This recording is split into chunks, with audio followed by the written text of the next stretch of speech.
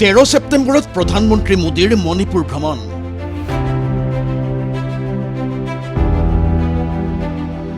কুকি জো কাউন্সিলৰ আদৰণি। বিপৰীতে ৰাজ্যখনৰ 6টাকৈ বিদ্ৰোহী সংগঠনে 13 সেপ্টেম্বৰত সূৰ্য উদয়ৰ আগৰ পৰাই দিনজোৰাকৈ মণিপুৰ বন্ধৰ আহ্বান দিছে। গতিকে তেনেই স্বাভাৱিকতে আইন শৃংখলাজনিত দৃষ্টিকোণেৰে অতিকে স্পৰ্শকাতৰ হৈ পৰিছে এই সময়। 2023 চনৰ মে মাহৰ পৰাই মণিপুৰত অব্যাহত গোষ্ঠী সংঘৰ্ষ, পাহাৰ ভৈয়ামৰ সংঘাতত নজিৰবিহীন ৰক্তপাতৰ সৃষ্টি হোৱা ৰাজ্যখনত যোৱা ফেব্ৰুৱাৰী মাহত চৰকাৰ ভংগ কৰি জাৰি কৰা হৈছে ৰাষ্ট্ৰপতি শাসন। তাৰ পিছত ব্যাপক সামৰিক অভিযান অব্যাহত ৰোৱা মণিপুৰত এই 7টা মাহত দমে দমে জব্দ হৈছে অস্ত্ৰ শস্ত্ৰ, গ্ৰেপ্তাৰ হৈছে দলে দলে উগ্ৰপন্থী আৰু হিংসাত্মক কাৰ্যকলাপত উদগনি যোগোৱাসকল। গতিকে তুলনামূলকভাৱে মণিপুৰ কিছু শান্ত হৈছে আৰু অহা 13-14 ছেপ্টেম্বৰত দুদিনীয়া ভ্ৰমণসূচীৰে উত্তৰ পূৰ্বাঞ্চললৈ আহিবলগীয়া প্ৰধানমন্ত্ৰী মোদীয়ে 13 ছেপ্টেম্বৰৰ দিনা মণিপুৰত ৰাখিছে দুটাকৈ কাৰ্যসূচী। কিন্তু একে সময়তে মোদী পুনৰ লক্ষ্য হৈ পৰিছে বিৰোধীৰ সমালোচনাৰ। সংঘাতজৰ্জৰ মণিপুৰলৈ বিগত 27 মাহে মনত নপৰা মোদীৰ হঠাৎ এই মণিপুৰ ভ্ৰমণৰ সিদ্ধান্তক লৈ কটাক্ষ পশ্চিমবংগৰ টিএমচি নেতা অভিষেক বেনাৰ্জীৰ। देश के प्रधानमंत्री के नाते मणिपुर 2-2.5 साल से चल रहे तप रहे, ये कहीं ना कहीं सरकार और देश का प्रधानमंत्री का अकाउंटेबिलिटी है कि वहां पे जाए, स्थिति को स्वाभाविक करे।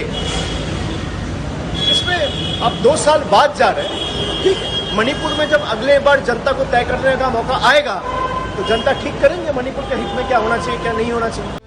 বিপৰীতে কিছু পলমকৈ হলেও মোদীৰ মণিপুৰ ভ্ৰমণক লৈ বিশেষ উৎসাহ দেখা গৈছে বিজেপি শিবিৰত।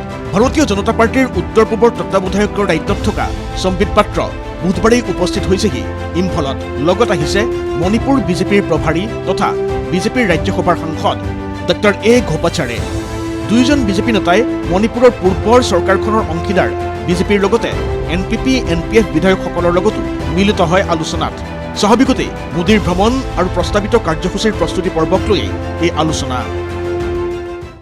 For the visit of the Honorable Prime Minister and the central leaders who are here, they've come to explain the things in detail. This is just formality for us, to be over here.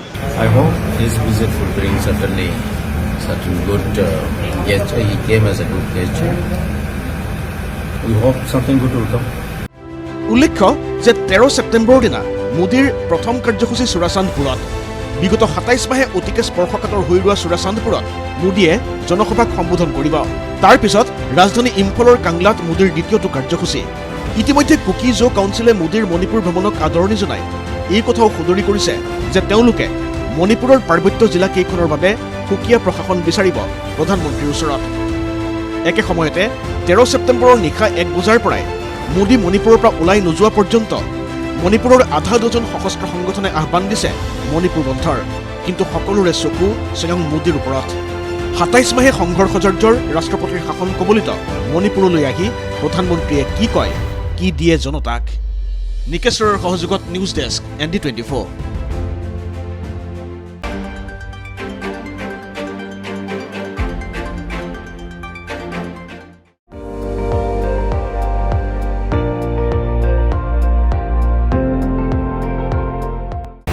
আপুনি চাই আছে ND24, সৰ্বশ্ৰেষ্ঠ নহয় সৰ্বোত্তমৰ দৌৰ।